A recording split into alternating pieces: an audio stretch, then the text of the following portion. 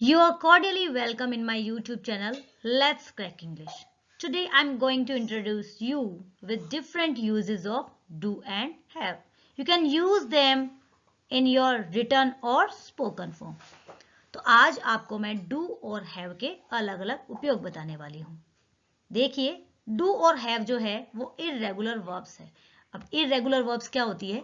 ऐसी verb forms जिनकी second और थर्ड फॉर्म बनाने के लिए हम ईडी का इस्तेमाल नहीं करते हैं, और जिस वर्ब के पीछे ईडी लगा होता है सेकंड और थर्ड फॉर्म में, उनको हम रेगुलर फॉर्म्स बोलते हैं. Do is one of the 3 auxiliary verbs in English. देखिए, डू क्या होती है? 3 ऑक्सिलरी वर्ब्स होती है इंग्लिश के अंदर, जिनको हम बी, डू या हैव के नाम से जानते हैं, और इन तीनों में से ही एक डू है. अब डू के डिफरेंट यूज हमारे लिए क्या है? सबसे पहले देखिए, डू का मतलब एक एज अ वर्ब है, वो हम सभी जानते हैं. उसके अलावा क्या है? फर्स्ट ऑफ ऑल, नेगेटिव इसका यूज होता है. अगर आपको सेंटेंस नेगेटिव बनाना है तो प्रेजेंट सिंपल का या पास्ट सिंपल का सेंटेंस नेगेटिव बनाने के लिए आपको डू, डज या डिड की आवश्यकता होती है, जो डू की ही फॉर्म है. नेक्स्ट इसका यूज है इंटेरोगेशन के लिए.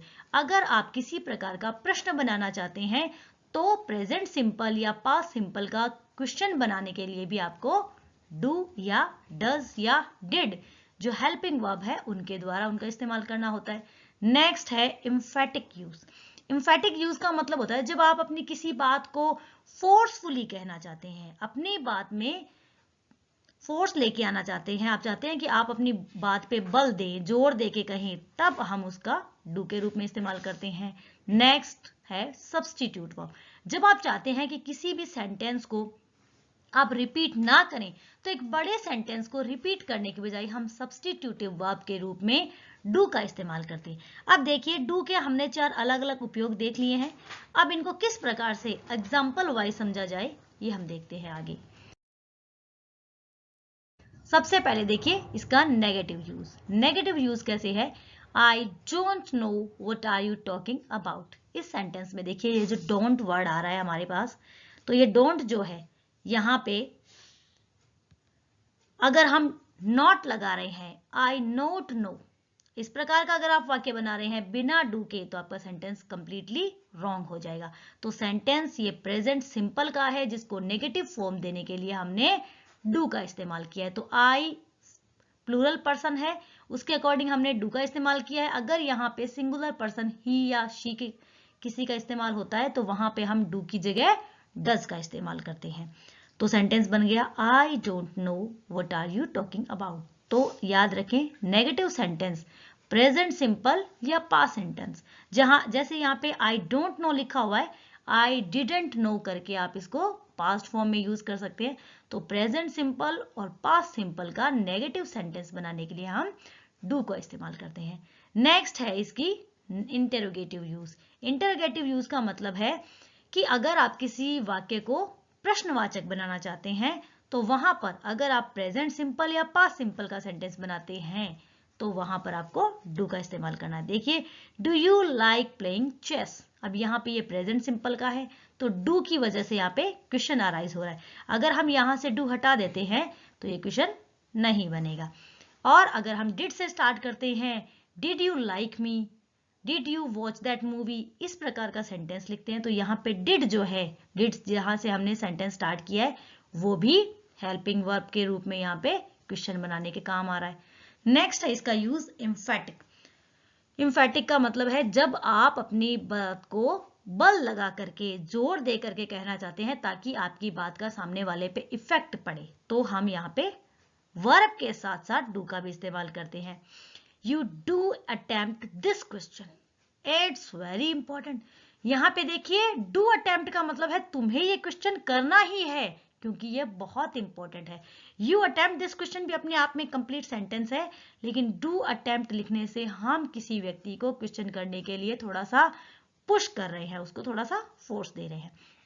नेक्स्ट है सब्स्टिट्यूट वर्ब. इसमें फर्स्ट सेंटेंस देखिए एक बार आप, did you see someone running from here. अब जैसे आपने किसी से सवाल किया है किसी प्रकार का, अब इतने बड़े सवाल का जब वो जवाब देगा, तो नॉर्मली इसका जवाब क्या होता है?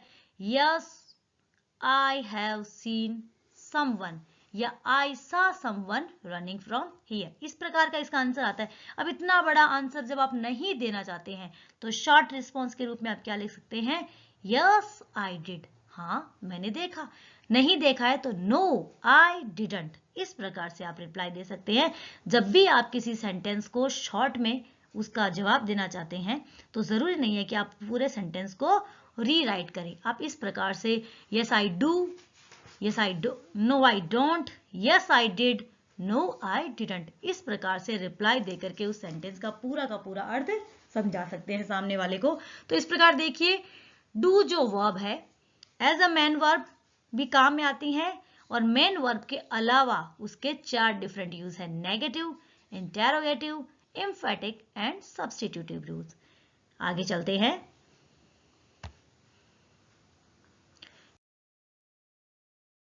Use of have. अब देखिए हैव के भी बहुत सारे यूज हैं। हैव भी एक इरेगुलर वर्ब है। अब देखिए हैव की 3 फॉर्म होती है, हैव, हैड और हैड।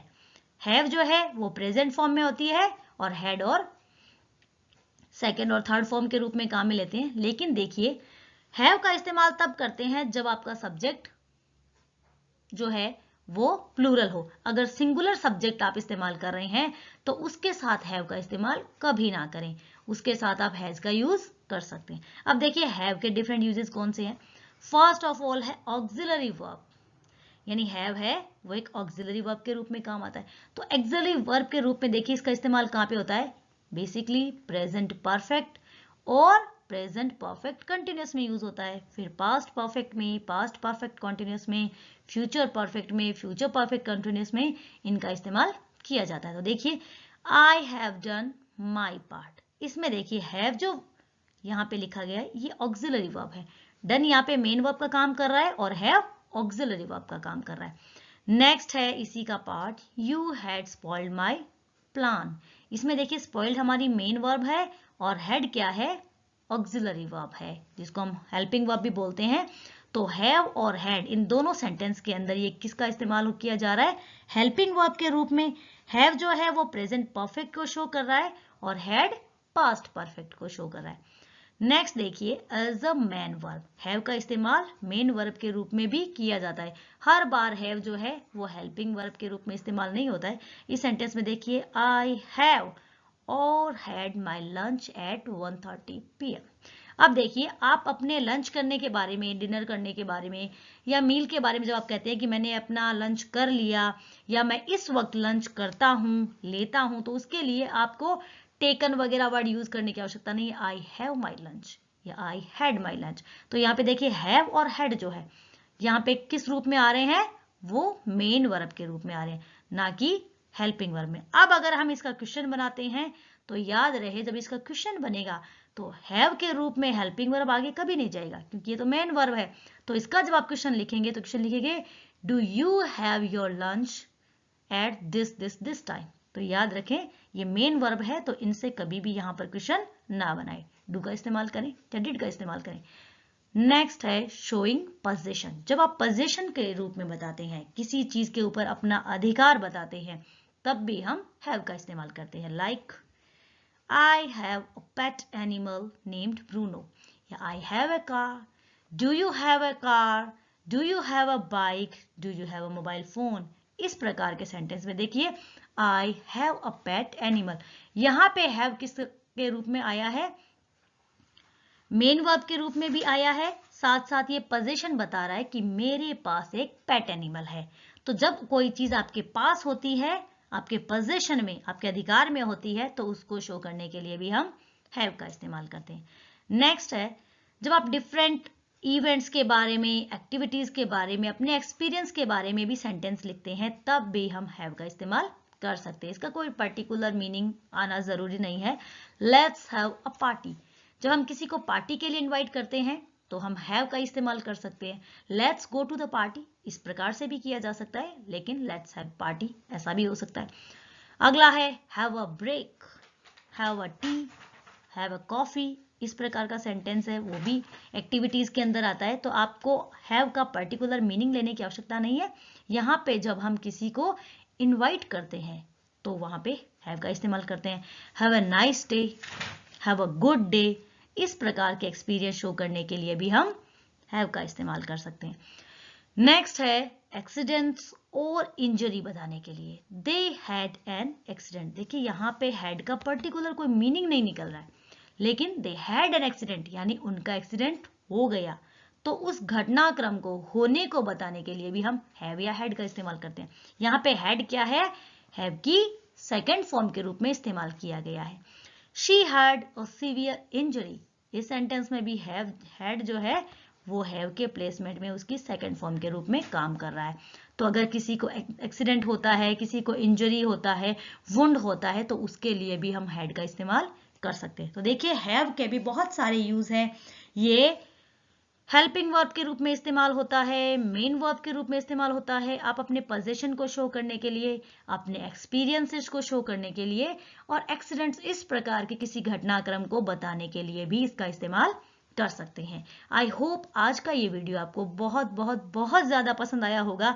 मैं इसी प्रकार के अच्छे अच्छे वीडियो आपके लिए बनाती रहूं, आपके लिए लेकर आती रहूं। इसके लिए प्लीज़ मेरे चैनल को लाइक, शेयर और सब्सक्राइब करना ना भूलें। Thank you everyone. Bye bye.